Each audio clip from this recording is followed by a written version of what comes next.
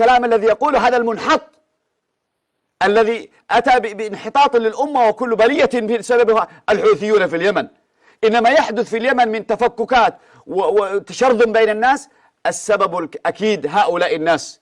ولكن الشيء العجيب أنهم يريدون محو السنة من صعدة. يا أخي، إذا كانت دول الكفر مثل أمريكا وفرنسا وبريطانيا تسمح لأهل السنة أن يقيموا مساجدهم ومراكزهم العلمية ويدرسون فيه قال الله وقال الرسول، لماذا هؤلاء يريدون أن يمنعوا تدريس الكتاب والسنة؟ ما العداء بينهم وبين الكتاب والسنة؟ نحن نريد العقلاء أن ينظروا ما هو سبب العداء بيننا وبينهم.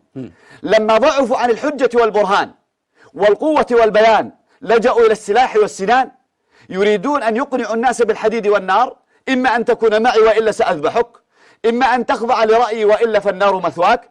سبحان ربي العظيم، هؤلاء الناس لا يؤمنون بالحوار، لا يؤمنون إلا بالسلاح، نحن نعتقد أن النبي صلى الله عليه وآله كان عارفا بالقرآن قبل نزوله. قال الله سبحانه وتعالى: نحن نقص عليك أحسن القصص بما أوحينا إليك هذا القرآن وإن كنت من قبله لمن الغافلين. الله. وقال سبحانه وتعالى: ما كنت تدري ما الكتاب ولا الإيمان. وقال سبحانه وتعالى في كتاب الكريم: ووجدك ضالا فهدى. مجموع هذه الآيات الكريمات على أن النبي صلى الله عليه وسلم قبل الوحي لم يكن عنده علم بالوحي أصلا، ولم تكن تتق نفسه إلى الوحي أصلا. ولهذا قال الله سبحانه وتعالى: ما كنت ترجو أن يلقى إليك الكتاب إلا رحمة من ربك. ما كان يتمنى ولا يرجو ولا عنده تصور أن يأتي الوحي.